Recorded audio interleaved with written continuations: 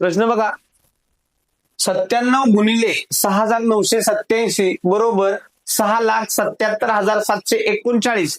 तर 0.97 गुणिले 6.987 बरोबर किती? आता आपल्याला या ठिकाणी दिलेलं उदाहरण बघा, आपण या ठिकाणी मांडूया. 97 गुणिले 6,987 याचं उत्तर देखील आपल्याला दिलेलं आहे की काय आलेलं आहे? 6,77,739. याच आपल्याला हे दिलेलंच आहे. आता दुसरं उदाहरण तिथं काय दिलेलं आहे तर 0.97 गुणिले 6.987 बरोबर किती असं या ठिकाणी विचारलेलं आहे.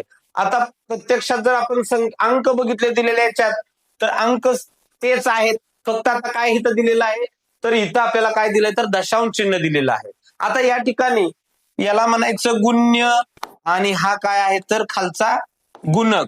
गुण्य दशांश चिन्हाचा गुणाकार करत असताना जर समजा दिलेल्या संख्यांचा गुणाकार करायचा आहे, गुण्यानं गुणकाला गुणल्यानंतर आलेलं जे उत्तर आहे त्या उत्तराला फक्त आपल्याला काय करावं लागणार आहे तर दशांश चिन्ह कुठं द्यायचं आहे हे आपल्याला समजणं गरजेचं आहे. तर आता इथं ह्या दोघांचा गुणाकार जर आपण केला, इथं दशांश चिन्ह नाही असं समजायचं आणि गुणाकार करायचा, तर त्यावेळेस येणारा गुणाकार काय असणार आहे तर हाच असणार आहे 6,77,739. फक्त आता विषय राहिला या ठिकाणी की आपल्याला दशांश चिन्ह कुठं द्यायचंय. अपूर्णांक संख्यांच्या गुणाकाराचा एक नियम आहे की प्लेन त्या ठिकाणी दशांश चिन्ह नाही असं समजायचं, तो प्लेन गुणाकार आहे असा करायचा आणि आलेल्या उत्तराला मात्र गुण्य आणि गुणकामध्ये दशांश चिन्हानंतर जेवढे अंक असतील, समजा आता इथं दशांश चिन्हानंतर किती अंक आहेत 2 अंक आहेत आणि गुणकामध्ये दशांश चिन्हानंतर किती अंक आहेत तर 3 अंक आहेत. ह्या दोघांची बेरीज करायची म्हणजे वर 2 अंक आहेत खाली 3 अंक आहेत, एकूण किती अंक झाले दशांश चिन्हानंतर गुण्य आणि गुणकामध्ये 5 झाले. आता आलेल्या उत्तरामध्ये दशांश चिन्हानंतर 5 अंक असणं गरजेचं आहे. मग आपण उजव्या बाजूपासून सुरुवात करूया, अंक मोजायचे.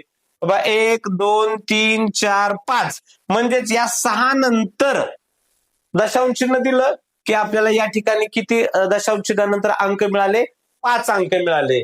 बघा, गुण्यात 2 गुणकात 3 दोघांची बेरीज 5 झाली. मग त्या उत्तरामध्ये आपल्याला काय पाहिजे तर दशांश चिन्हानंतर 5 अंक आले पाहिजे. मग म्हणून या प्रश्नाचं उत्तर बघा काय आलेलं आहे, 6 दशांश चिन्ह वाचन करत असताना 6 दशांश चिन्ह 77739. म्हणून या ठिकाणी या प्रश्नाचं उत्तर आलं पर्याय क्रमांक 1.